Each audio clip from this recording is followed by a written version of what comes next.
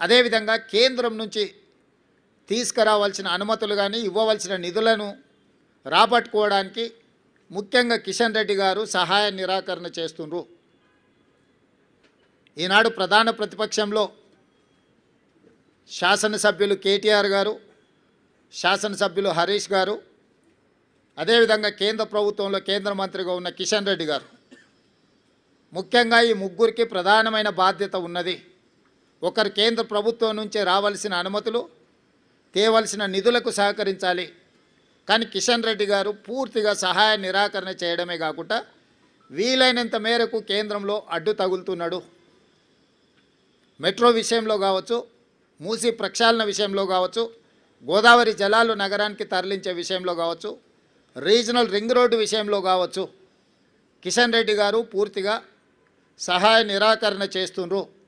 దీన్ని ప్రజలు గమనించడం వల్లనే పార్లమెంట్ ఎన్నికల్లో కిషన్ రెడ్డి గారికి 65,000 ఓట్లు ఇదే జూబ్లీ హిల్స్ అసెంబ్లీ నియోజకవర్గం నుంచి ఓట్లు వేయడం జరిగింది.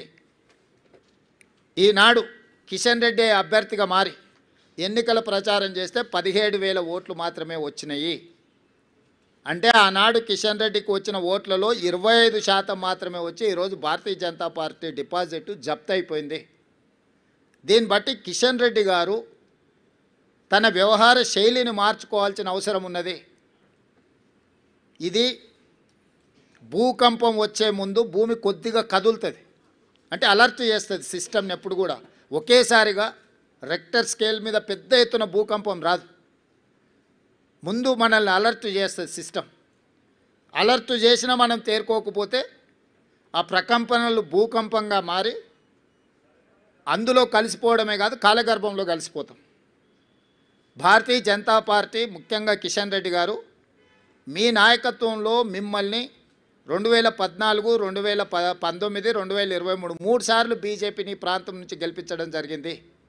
మొన్న జరిగిన మీ పార్లమెంట్ ఎన్నికల్లో మీకు 65,000 ఓట్లు వస్తే ఈనాడు మీరే అభ్యర్థిగా మారి ఎన్నికలు చేస్తే 17,000 ఓట్లు వచ్చి మీ డిపాజిట్ పోయింది. కాబట్టి ఈరోజు ప్రజలు జంట నగరాలలో ప్రజలు మెట్రో విస్తరణ కోరుకుంటున్నారు, గోదావరి జలాలు రావాలనుకుంటున్నారు, మూసీ ప్రక్షాళన జరగాలనుకుంటున్నారు, రీజనల్ రింగ్ రోడ్డు, రేడియల్ రోడ్స్తో పాటు తెలంగాణ రాష్ట్రానికి వచ్చే పెట్టుబడులను ఒత్తిడితో ఇతర రాష్ట్రాల కేంద్ర ప్రభుత్వం తీసుకెళ్తున్నప్పుడు మీరు అడ్డుకోకుండా ప్రేక్షక పాత్ర వహించిందని చెప్పి ఈ ప్రాంతంలో చదువుకున్న వాళ్ళు పేదలందరూ ఆలోచన చేయబట్టి ఈరోజు బీజేపీకి పరిస్థితి దాపురించింది. ఈ ఫలితాల తర్వాత కిషన్ రెడ్డి గారు తన వ్యవహార శైలిని మార్చుకొని తెలంగాణ రాష్ట్ర ప్రభుత్వంతో సహకరించి తెలంగాణ ప్రజల యొక్క అభివృద్ధి, ముఖ్యంగా ఈ మహానగర అభివృద్ధి కోసం సహకరించాల్సిందిగా వారికి విజ్ఞప్తి చేస్తున్నా. ఇది భూకంపం ముందు జరిగిన చిన్న ప్రకంపన మాత్రమే భారతీయ జనతా పార్టీకి. ఈ ఇండికేషన్ కిషన్ రెడ్డి గారు అర్థం చేసుకుంటే భవిష్యత్తులో వారి యొక్క రాజకీయ పరిస్థితి కాస్తైనా మెరుగ్గా ఉంటుంది. కాబట్టి వారు ఈ ఫలితాలను విశ్లేషించుకొని ముందుకు రావాల్సిందిగా, కాంగ్రెస్ పార్టీ ఎన్నికలు వచ్చినప్పుడే రాజకీయాలు మాట్లాడుతుంది, మిగతా సమయంలో రాజకీయాల జోలికి వెళ్ళాం, రాజకీయ విమర్శలు చేయము, సంక్షేమము అభివృద్ధిని 2 కళ్ళలాగా భావించి ముందుకు వెళ్ళాలనుకుంటున్నాము. కిషన్ రెడ్డి గారు తెలంగాణ రాష్ట్ర ముఖ్యమంత్రిగా మిమ్మల్ని సాదరంగా ఆహ్వానిస్తున్న సచివాలయానికి రండి. కేంద్రంలో మన పెండింగ్ ఉన్న ప్రాజెక్టుల విషయంలో మనం చర్చించుకుందాం. మేము ఎన్నిసార్లు మీటింగ్ పెట్టినా రాలేదు. నేను మా ఉప ముఖ్యమంత్రి గారికి సూచన చేసి ఢిల్లీలో కూడా పెడితే కిషన్ రెడ్డి గారు రాలేదు.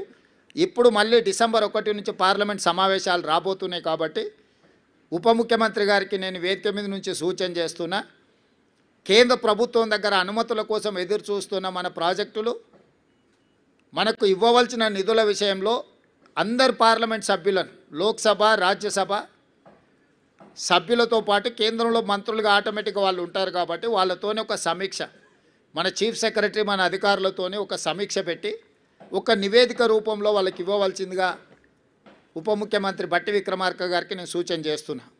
ఎందుకంటే ఆ నివేదిక చేతిలో ఉంటే మన రాజ్యసభ ఎంపీలు, లోక్సభ ఎంపీలు అవకాశం వచ్చినప్పుడు పార్లమెంట్లో మాట్లాడడమే కాకుండా కేంద్ర మంత్రుల దగ్గరికి వెళ్ళి మా ఈ ప్రాజెక్టులు పెండింగ్ ఉన్నాయి అనుమతి ఇవ్వండి అని అడగడానికి, విజ్ఞప్తి చేయడానికి, తెలంగాణ రాష్ట్ర అభివృద్ధికి అవసరమైన ప్రణాళికలు రచించుకోవడానికి అవకాశం ఉంటుంది. కాబట్టి డిసెంబర్ 1 నుంచి పార్లమెంట్ సమావేశాలు రాబోతున్నాయి కాబట్టి ఈలోగానే ముందస్తుగా సమాచారం ఇచ్చి బండి సంజయ్ గారికి, కిషన్ రెడ్డి గారికి, బీజేపీ ఎంపీలకు, బీఆర్ఎస్ రాజ్యసభ ఎంపీలకు, మన ఎంపీలందరికీ కూడా ఒక power point presentation with officers వాళ్ళకు ఒక అవగాహన కల్పించి పూర్తి స్థాయిలో ఆ ప్రయత్నం చేయాల్సిందిగా వారికి నేను సూచన చేస్తున్నా.